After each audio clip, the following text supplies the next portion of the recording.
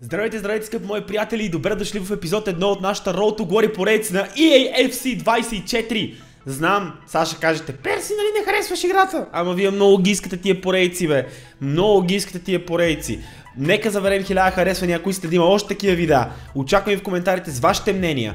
И разбира се, абонирайте се за този страхотен канал Перси Гейминг, защото тук ще се роди поредната Road to Glory поредица легенда. В началото на това видео след малко ще видите, като пусна кадрите от едни предишни готини, жестоки години, колко готино беше и какви готини емоции имахме.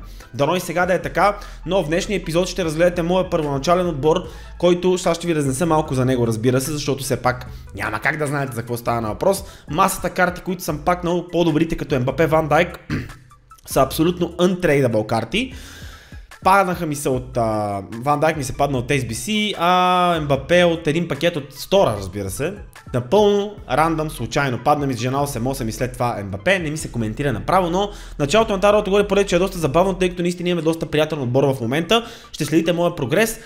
Пишете отдолу какво искате да гледате още от този тип поредица, какви неща да правя в нея, да включа ли някакви драфтове, разбира се, в нея, знае ли се, не се ли, вие ще кажете. И се надявам този тип съдържание да ви харесва, защото преди години го правих по подобен начин. Сега вече сме по-апгрейднали бая техниката, ще видите във видеото началната. И се надявам да ви кефат нещата. Пак казвам, 1000 харесвания за алгоритъма и коментар отдолу. Какво мислите за играта, какво мислите за моят отбор, искате ли да гледате още подобни видеа. И се абонирайте, защото каналът доста добре се разраства до момента. Аз съм изключително удоволствие ми носи, че втория канал Гейминга тръгна, правим по над 10 000 гледания. На Майнкрафт видео има 15, така че това е много топ. И да, мисля, че е време да започваме това видео. Здравейте, приятели, и добре дошли в новата им поредица. Нека това видео събере 1000 харесвания, ако искате още подобни видеа. Разбира се, тази поредица я заимствах може би малко от A9 Skills, моят любим ютубър. Неговата Road to Glory поредица ме разбива много готина поредица. Gold Food Champions пак, добре. И тука Food Champions Weekend League, добре. Jumbo Rare Players пак 50 000 coins.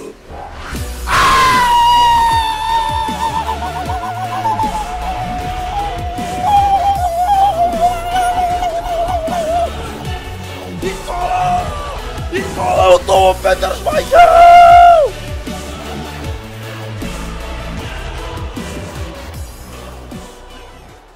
Петър Шмайхел! Отбор, разбира се, аз в момента го гледам пред очите ми, така че ще го коментирам не лайв записа. Един добър отбор имаме в момента, Стонали, Барела, Мбапе, Нунес. За Нунес не съм много сигурен дали ще го държа в отбора, иначе съм много доволен от Клаус и от Нуно Мендеш.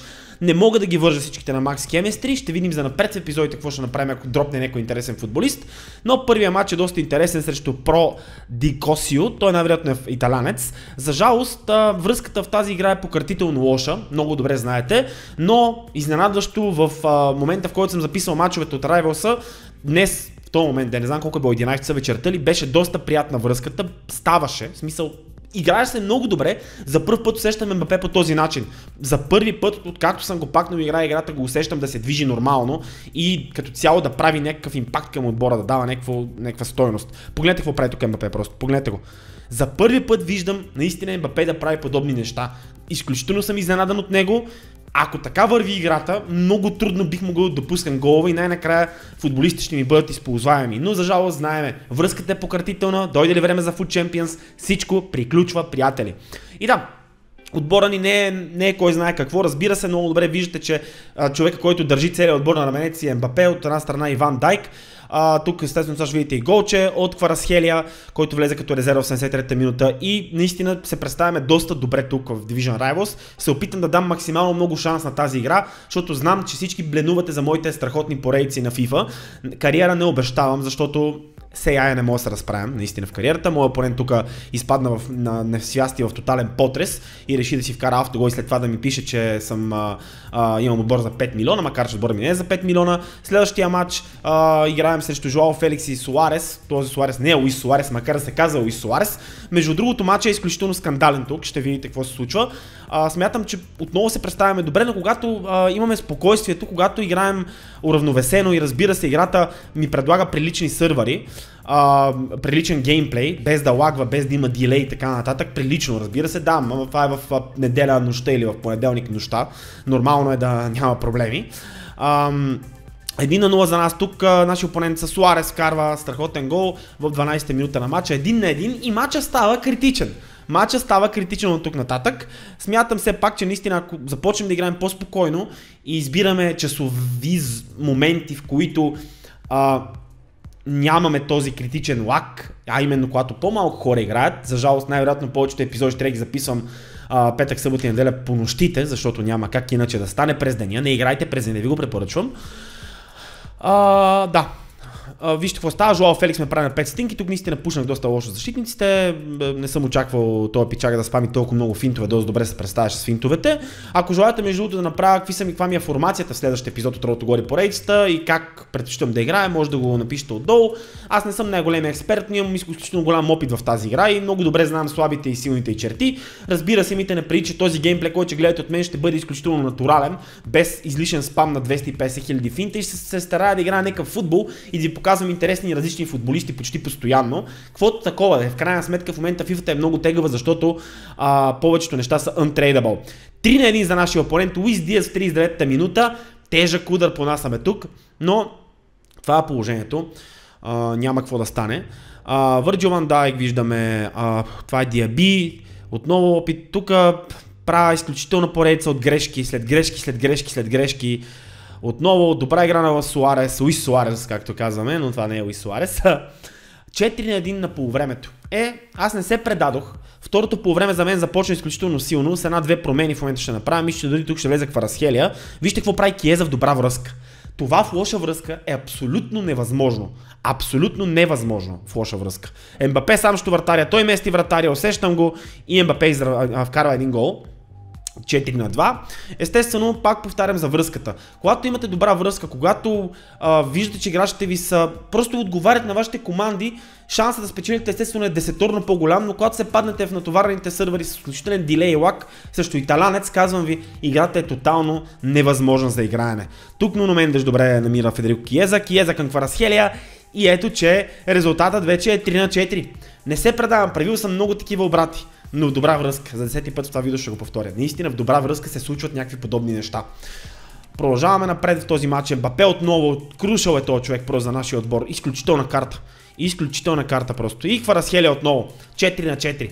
Не знам дали това беше аут линия, напълно възможно е, тъй като неговите футболисти по никакъв начин не реагират. Но нямах избор, когато нямам избор, за жалост не мога да променя нещата. 91 минута вече на матча. Матча върви към Хикс. Но какво да се прави в крайна сметка, Хикс да бъде, нека бъде Хикс. Нямаме особено голям избор в тази ситуация да се пазариме с играта, дали няма да е Хикс, дали ще бъде Хикс, макар че наистина изпуснах доста положения, тук мисля, че едно от тях, да, много добра игра на този пичага в защита, доста добър играч беше това между другото. 4-4 в 92-та минута, след като направих скандален обрат, не, но се върнах страхотно в матча. Следващия матч, който ще наблюдаваме е също ФК Зела, най-вероятно отново италянец, да. Пълен с италянци. Интересен отбор с Франк Рикард. Това е доста интересно. Не знам какво ще става с иконите, но със сигурност аз бих искал да си взема икона в бъдеще, да видим кога ще бъде това, разбира се, и какви ще са изискванията за тези икони, ако има и SBC-та изобщо. Федерико Киеза към Дарвин Нунес. Пропуск на Нунес. Нунес след този матч много мислех за него, защото той не предлага това, което ми предлага Диого Жота. Да, по-бърз е, да, в отвратителна връзка Жота е пократителен, но когато връзката е горе-долу прилична, то в тези матчове беше наистина приятна връзката, той затова успях да направя 4-4. Когато връзката е прилична, Диого Жота се представя много силно и може би след този матч ще помисля дали да не пусна Диого Жота на място на Дарвин Нунес, защото стила на отбора ми вече е коренно различен. Схемата ми е коренно различна от началото, когато почнах с Осимен, играх между другото преди време, тези, които са гледали стримовете. Да, все пак Мбапе. Вижте какво прави Мбапе просто.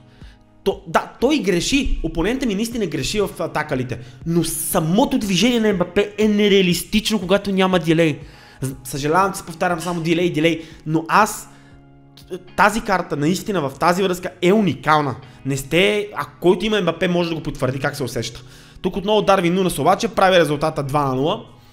Браво на Дарвин Нунес, но няма как. Има Evolution с Нунес, но не съм много убеден дали бих желал да го ползвам.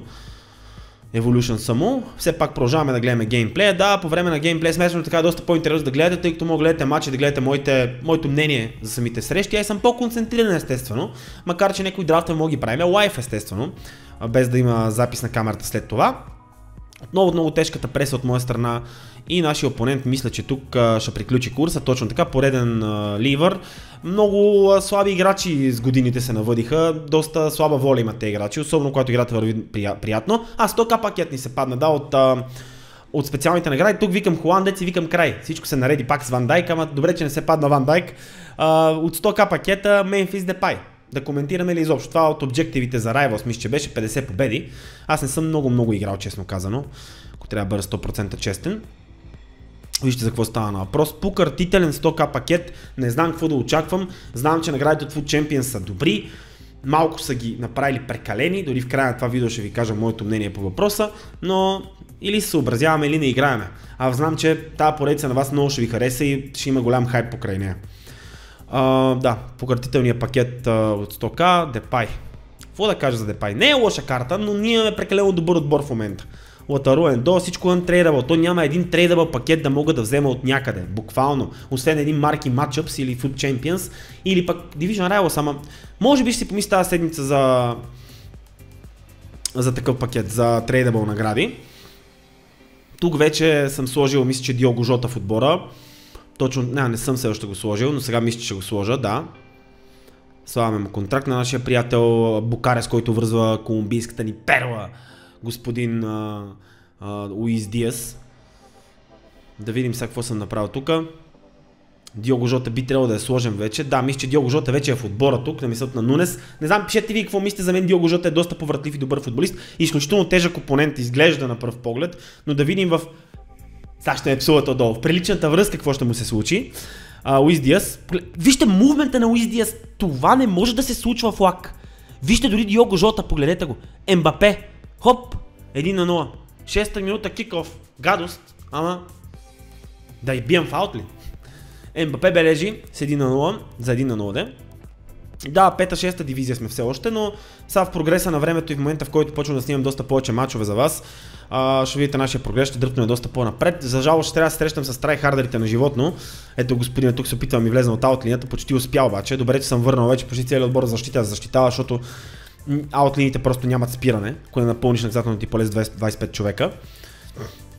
Варан към Ван Дайк. Много приятен отбор има нашия опонент с Гари Линекер на върха на атаката, който не е никаква лоша карта по принцип. Тонали. Клаус, препоръчвам ви Клаус наистина. Който има желание за Клаус, наистина ви го препоръчвам. Много добър футболист. Ще ви свърши страхотна работа. Ето го Ембапе. Хоп. Това. Не могат да му вземат топката, разбирате ли? Не могат да му вземат топката. Такава мъка е срещу Ембапе на добра връзка. Да, Саша ми викате в коментари. Диого Жота е 2-0, няма се 30 минута на матча. Нашия опонент много изпада в някакви стресови състояния. Имат отбори за половина 1 милион. Обаче като няма лак, трудно ви е, нали? Пак повтарям за лак.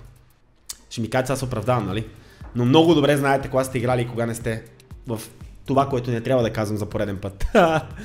30 минута на матча, владееме си играта, много трудно да ми вкарат гол. Единственият, който ми вкара толкова много голове в този епизод беше господин спам на финтове. Много добре се представяш с тия финтове, естествено, сега не мога да кажа нищо, в смисъл той ги правеше супер добре, всичко беше на място. Диого Жота с опит тук, Киеза отнема към Жота и резултата е 3-0, респонсив, натискаш бие, всичко както трябва. Диого Жота 3-0 и нашия опонент за пореден път изпада, мисля, че в стресово състояние. Още не се е предал, добре, още не се е предал Ембапе. Само вижте какво движение. Шефа на отбора, Килиан Умбаба, то от Турция. Този беше от Турция, Magic FC. И това е от масата мачове, които изиграхме до момента. Само победи, едно равенство и то срещу наистина доста сериозен съперник беше равенството.